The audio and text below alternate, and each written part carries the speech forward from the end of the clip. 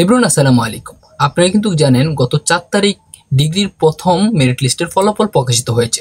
তো যারা প্রথম মেরিট লিস্টে উত্তীর্ণ হয়েছেন, যাদের কলেজ এসেছে, তারা কিন্তু চাইলে এখন প্রাথমিক ভর্তি ফরম পূরণ করে আপনারা ভর্তি নিশ্চয়ন করতে পারেন। যাদের আসে নাই তাদেরও কোনো চিন্তার কারণ নেই। আপনারা দ্বিতীয় মেরিট লিস্ট ফলাফলের জন্য অপেক্ষা করুন। যদি আপনার দ্বিতীয় মেরিট লিস্টে আসে তাহলে একই প্রসেস অবলম্বন করে আপনারা কিন্তু প্রাথমিক ভর্তি ফরম পূরণ করে নেবেন। তো আপনারা কিভাবে অনলাইনে প্রাথমিক ভর্তি ফরম পূরণ করবেন চলুন আপনাদেরকে দেখাই। তার আগে বলে রাখি, যারা আমাদের ইউটিউব চ্যানেলটি এখন সাবস্ক্রাইব করেননি তাদের কাছে রিকোয়েস্ট থাকবে অবশ্যই আমাদের চ্যানেলটিকে সাবস্ক্রাইব করে দিবেন। তো আপনারা তার জন্য চলে যাবেন গুগল অথবা ক্রোম বাজারে। তো আমি চলে যাচ্ছি ক্রোম বাজারে। ক্রোম বাজারে যাওয়ার পরে আপনারা সার্চ বারে লিখবেন এনইউ অ্যাডমিশন। এনইউ অ্যাডমিশন লিখে সার্চ করার পরে আপনাদের সামনে এরকম একটা সাইট চলে আসবে। আপনারা এখানে ক্লিক করে দিবেন।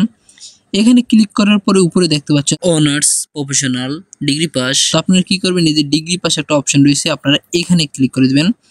করার পর উপরে দেখতে পাচ্ছেন ডিগ্রি পাস এবং কি ৩ নম্বর একটা অপশন রয়েছে degree pass application log in, click here. আপনারা উপরের এই ৩ নম্বর এখানে ক্লিক করে দিবেন।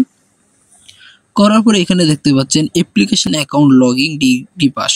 তো প্রথমে দেখতে পাচ্ছেন অ্যাপ্লিকেশন আইডি এবং কি পিন নাম্বার, অর্থাৎ আপনি ডিগ্রিতে আবেদন করানোর সময় কিন্তু একটা আপনার কাছে ফর্ম রয়েছে, সেই ফর্মটাতে দেখবেন অ্যাপ্লিকেশন আইডি রয়েছে। সেই অ্যাপ্লিকেশন আইডিটা কি করবেন, এখানে লিখে দিবেন। তো আমি লিখে দিচ্ছি। তারপরে ওই ফর্মের মধ্যে দেখবেন একটা পিন নম্বর রয়েছে, ওই পিন নম্বরটা কিন্তু আপনারা এখানে লিখে দিবেন। তো আমার পিন নম্বর আমি লিখে দিচ্ছি। দেওয়ার পরে নিচে দেখতে পাচ্ছেন লগইন নামে একটা অপশন আছে, আপনার এই লগইন এ ক্লিক করে দিবেন। লগইন এ ক্লিক করার পরে কিন্তু আপনার সামনে এরকম একটা লেখা চলে আসবে, কনগ্রাচুলেশন ইউ এগেইনস্ট। আপনার কোর্সটা চলে আসবে এবং কি কোন কলেজে আপনার মেরিট লিস্টে চান্স হয়েছে সেটাও কিন্তু চলে আসবে। তো আপনি এখন আবেদন করার জন্য এখানে দেখতে পাচ্ছেন অ্যাডমিশন ফর্ম নামে একটা অপশন আছে, আপনারা কি করবেন, এখানে ক্লিক করে দিবেন। করার পরে কিন্তু আপনার সামনে এরকম একটা ফর্ম চলে আসবে। এখানে অটোমেটিকলি আপনার নাম, আপনার বাবার নাম এবং কি আপনি কোন কোর্সে চান্স পেয়েছেন সেটা কিন্তু চলে আসবে এবং কি কিছু জিনিস আপনাকে ফুলফিল করতে হবে। তো এখন এ পাশে দেখতে পাচ্ছেন প্রথমে রয়েছে ন্যাশনালিটি। তো ন্যাশনালিটি অবশ্যই আপনারা কি করবেন, বাংলাদেশি দিয়ে দিবেন। তারপরে আপনি এ পাশে দেখতে পাচ্ছেন রিলিজিয়ন। তো আপনি আপনার ধর্মটা দিয়ে দিবেন। আমি আমার ধর্ম ইসলাম দিয়ে দিচ্ছি। দিয়ে দেওয়ার পরে এ পাশে দেখতে পাচ্ছেন ম্যাটেরিয়াল স্ট্যাটাস। আপনি যদি বিবাহিত হন তাহলে মেরিট দিবেন, আর অবিবাহিত হলে আনমেরিড। এবং কি নিচে দেখতে পাচ্ছেন গার্ডিয়ান নেম, অর্থাৎ আপনার একজন অভিভাবকের নাম দিবেন, আপনার বাবার নাম বা মায়ের নাম, বড় ভাই বোন যেই থাকুক আপনি একজন অভিভাবকের নাম দিয়ে দিবেন। তো আমি আমার অভিভাবকের নাম দিয়ে দিচ্ছি। দেওয়ার পর এখানে বলতেছে গার্ডিয়ান মোবাইল নাম্বার, আপনি আপনার গার্ডিয়ানের মোবাইল নাম্বার দিয়ে দিবেন। আপনি চাইলে এখানে আপনার নাম্বারটাও দিতে পারেন, কোনো সমস্যা নেই। তো তারপরে দেখতে পাচ্ছেন father's, mother's, guardian annual income, অর্থাৎ আপনার অভিভাবকের বাৎসরিক ইনকাম কত। তো ডিগ্রিতে কিন্তু অবশ্যই আপনারা জানেন যে ডিগ্রিতে কিন্তু উভর্তি দেওয়া হয়। তো সেই ক্ষেত্রে আপনারা কি করবেন, বাৎসরিক ইনকামটা ১,০০,০০০ টাকার নিচে দেওয়ার চেষ্টা করবেন। তাহলে কি হবে, আপনার উপবৃত্তি পাওয়ার চান্সটা সবচেয়ে বেশি থাকবে। যদি আপনি বাৎসরিক ইনকামটা ১,০০,০০০ টাকার বেশি দেখান তাহলে উপবৃত্তি পাওয়ার চান্সটা খুবই কম থাকে। তো এই ক্ষেত্রে আমি আমার বাৎসরিক ইনকামটা এখানে ৯০,০০০ লিখে দিচ্ছি। তারপরে একটা অপশন চলে এসেছে do you want to against subject, অর্থাৎ আপনি কি আপনার সাবজেক্টটা পরিবর্তন করতে চান, অর্থাৎ মাইগ্রেশন করতে চান কিনা। তো এই ক্ষেত্রে দেখতে পাচ্ছেন আপনি যেই সাবজেক্টগুলো দিয়েছেন সেই সাবজেক্টগুলো দেখাচ্ছে। যদি আপনি যে বিষয়টা পরিবর্তন করতে চান, মাইগ্রেশন করতে চান, সেক্ষেত্রে ইয়েস সিলেক্ট করে দিবেন।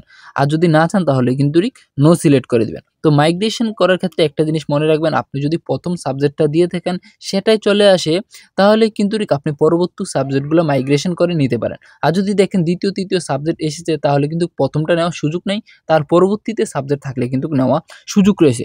তো আমি এখানে নো সিলেক্ট করে দিলাম। তারপরে এখানে দেখতে পাচ্ছেন পার্মানেন্ট অ্যাড্রেস। পার্মানেন্ট অ্যাড্রেসের জায়গায় প্রথমে রয়েছে ডিস্ট্রিক্ট। তো আমি আমার ডিস্ট্রিক্টটা সিলেক্ট করে দিচ্ছি। দেওয়ার পরে এ পাশে রয়েছে প্রেজেন্ট অ্যাড্রেস, অর্থাৎ আপনার বর্তমান ঠিকানায় আপনার কিন্তু ডিস্ট্রিক্টটা সিলেক্ট করে দিবেন। তো আমি সিলেক্ট করে দিচ্ছি। দেওয়ার পরে আবারও এ পাশ থেকে আপনার কিন্তু স্থায়ী ঠিকানায়, পার্মানেন্ট ঠিকানায় কিন্তু অ্যাড্রেসটা, বিস্তারিত অ্যাড্রেসটা লিখে দিবেন। তো আমি আমার বিস্তারিত অ্যাড্রেসটা লিখে দিচ্ছি, ভিলেজ, পোস্ট অফিস, উপজেলা, জেলা আমি লিখে দিচ্ছি। সেমভাবে আমার যেহেতু সবই এক তাহলে আমি সেম লেখাটা এখানে কপি পেস্ট করে দিয়ে দিচ্ছি। দিয়ে দেওয়ার পরে যে আপনারা দেখবেন সবকিছু ঠিকঠাক থাকে, যদি সবকিছু ঠিকঠাক থাকে তাহলে নিচে দেখতে পাচ্ছেন সেভ এন্ড ইনফরমেশন নামে কিন্তু একটা অপশন রয়েছে। আপনারা কি করবেন, সেভ এন্ড ইনফরমেশনে ক্লিক করলে কিন্তু আপনার তথ্যগুলো চলে যাবে, আপনার কিন্তু অ্যাপ্লিকেশন হয়ে যাবে। হয়ে যাওয়ার পর এখানে দেখতে পাচ্ছেন যে কনগ্রাচুলেশন ডাউনলোড পিডিএফ করার জন্য বলতেছে। তো আপনারা কি করবেন, ডাউনলোড পিডিএফ এ ক্লিক করে আপনি যে আবেদন করেছেন সেই আবেদন ফর্মটা কিন্তু এখান থেকে আপনারা ডাউনলোড করে নেবেন। তো এইভাবেই কিন্তু আপনি প্রাথমিক ভর্তি ফর্ম পূরণ করে নেবেন। তো প্রাথমিক ভর্তি ফর্ম পূরণ করার পরে আপনি যদি এখন চূড়ান্তভাবে ভর্তি হতে চান, তো কিভাবে চূড়ান্তভাবে ভর্তি হবেন সেই প্রসেসটি কিন্তু আমি অন্য একটা ভিডিওতে দেখিয়ে দিব। তাহলে কিন্তু আপনার কলেজে গিয়ে হয়রানি হতে হবে না, সেটা একটু লং ভিডিও। তো আপনারা কিন্তু চাইলে দেখে নিতে পারেন, আমি কিন্তু লিঙ্ক আমার ডেসক্রিপশনে দিয়ে রাখবো। তো ভিডিওটি যদি আপনার কাছে গুরুত্বপূর্ণ মনে হয়ে থাকে তাহলে অবশ্যই আমাদের ইউটিউব চ্যানেলটিকে সাবস্ক্রাইব করে ফেসবুক পেজটিকে ফলো করে আমাদের পাশে থাকবেন। আমরা হাজির হব নিত্য নতুন গুরুত্বপূর্ণ ভিডিও নিয়ে। ওই পর্যন্ত ভালো থাকুন, সুস্থ থাকুন। আসসালামু আলাইকুম।